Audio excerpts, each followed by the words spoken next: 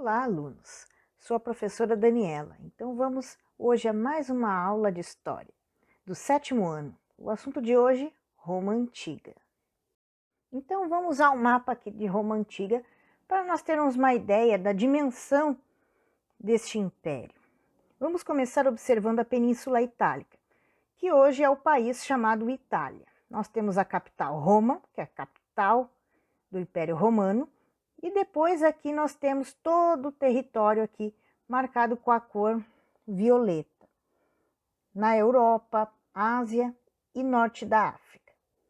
E este é território todo cercado pelos mares Mediterrâneo, Mar Negro, Mar Vermelho e o Oceano Atlântico, logo ao oeste. Nós temos aqui a lenda da fundação de Roma, que gira na história dos gêmeos Rômulo e Remo, que eles teriam sido então criados por uma loba, porque foram abandonados quando criança, para não se tornarem herdeiros do trono. Mas mesmo abandonados, eles foram encontrados por um camponês, cresceram e tomaram o poder, se tornando então os fundadores da cidade de Roma. Só que depois, Rômulo assassinou seu irmão Remo e se tornou então o primeiro rei de Roma. Essa versão que eu contei para vocês, então, é a versão da lenda da fundação de Roma. Nós temos, então, a versão real da fundação de Roma, que seria, então, uma união de 7 pequenas aldeias de pastores, latinos e sabinos, que eram, então, 2 tribos principais da região, bem às margens do rio Tibre. Depois, então, ela foi conquistada pelo povo etrusco, e então ela se tornou uma cidade-estado. Então vamos ver um pouquinho da monarquia na Roma Antiga. Em primeiro lugar, a sociedade romana, como ela era dividida. Os principais grupos. Os mais poderosos que estão no topo da pirâmide eram os patrícios, que eram então os fundadores de Roma e seus descendentes, as pessoas que tinham os maiores cargos políticos, os proprietários de terra.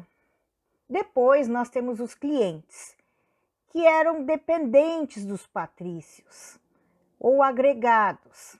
Eles faziam serviços ou então davam proteção aos patrícios e em troca recebiam proteção dos mesmos patrícios.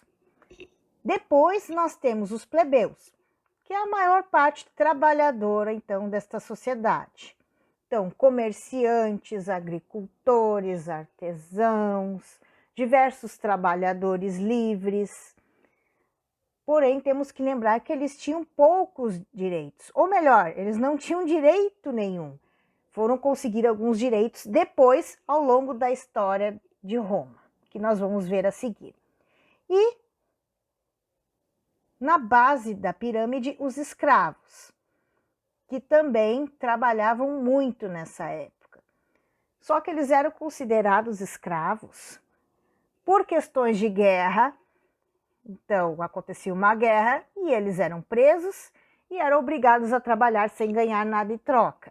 Ou então por dívidas, ficavam devendo para o governo de Roma e para pagar essa dívida eles trabalhavam então sem ganhar nada em troca. Assim funcionava a sociedade romana. Aqui um pouco de como funcionava a monarquia romana. O principal era o rei, e depois desse rei tinha um senado, que era um conselho de pessoas mais velhas que fiscalizavam o rei e faziam novas leis para serem votadas depois. E a assembleia, que eram cidadãos especiais que votavam as leis que eram criadas pelo Senado. Lembrando que quem fazia parte dessa assembleia eram principalmente os patrícios. Depois, com tantos cargos políticos e o crescimento do território romano, veio a necessidade, então, de mudar esse estilo. De em vez de ser uma monarquia com um só rei mandando, ser uma república, com, então, 2 cônsules governando a região. E o maior órgão do Estado da República Romana era o Senado, que ganhou mais poder ainda, podendo fazer leis e fiscalizar o poder dos dois cônsules. E depois, na República, surgiram outros cargos políticos importantes, principalmente para fiscalizar esse poder. Então, nós tínhamos, então, diversos cargos políticos que vocês podem ver nesta imagem, como questores, edes, pretores e censores. Todos eles ajudavam os cônsules no trabalho, então, de administrar a Roma antiga. Nesta época, nós vamos ter o crescimento das lutas de classes, dos patrícios versus os plebeus. Por quê? Porque os patrícios, eles continuam sendo aqui os mais poderosos, os únicos a terem direitos e participação política, enquanto os plebeus continuavam sendo aqueles que só trabalhavam, mas não tinham sequer nenhum direito e não podiam participar da política de Roma. Então eles começaram a lutar por esses direitos e fizeram diversas revoltas exatamente para pedir ao poder romano um pouquinho de participação, um pouquinho de mais direitos. Os romanos, então, foram expandindo seu território. Só que essa expansão se deu também com muitas guerras. Porque, claro, nem todos os povos aceitaram ser invadidos pelos romanos. E um exemplo dessas guerras são as guerras púnicas, como nós vemos aqui, que é a guerra de Roma contra a República de Cartago. E no final, a cidade de Cartago foi totalmente destruída pelos romanos. Em 60 a.C., o Senado romano resolveu indicar 3 pessoas ao poder. Então assim se criou o primeiro triunvirato, com 3 pessoas no comando: Pompeu, Júlio César e Crasso. Depois, Júlio César se desentendeu com Crasso e Pompeio. Então, ele resolveu eliminar os dois, se tornando ditador, em até 44 a.C. Mas depois, pessoal, o jogo virou. Ele acabou sendo assassinado. E então, tiveram a necessidade de criar um segundo triunvirato. Então, nós temos o segundo triunvirato, com Lépido, Marco Antônio e Otávio. Cada um ficou responsável por uma região do território romano. Com mais disputas de poder, Lépido e Marco Antônio foram assassinados, sobrando então o Otávio como o único no poder. Ele então se titulou como imperador e se tornou o primeiro imperador do Império Romano, ganhando o nome de Otávio Augusto. Nós temos então a famosa política do pão e circo. Como ela funcionava? Ela fornecia, como diz o nome, alimentos e diversão à população. Então, tinha vários estádios, como por exemplo o Coliseu de Roma, que é o mais famoso de todos, e nesses estádios tinham lutas de gladiadores, não é? Ou homens que disputavam ali lutas, ou homens contra animais. Assim eram as lutas de gladiadores. Além disso, nós tínhamos também distribuição de alimentos nos próprios estádios para toda a população, principalmente distribuição de pão e trigo.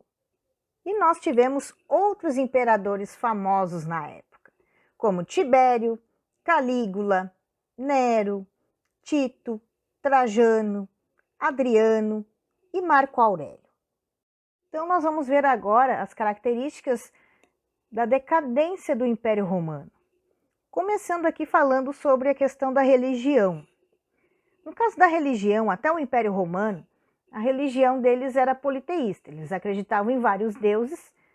Esses deuses eram inspirados na mitologia grega, principalmente, mudando alguma característica ou alguma história de algum deus ou deusa, né? E principalmente, eles procuravam perseguir cristãos ou pessoas que tinham crenças diferentes das crenças oficiais do governo romano.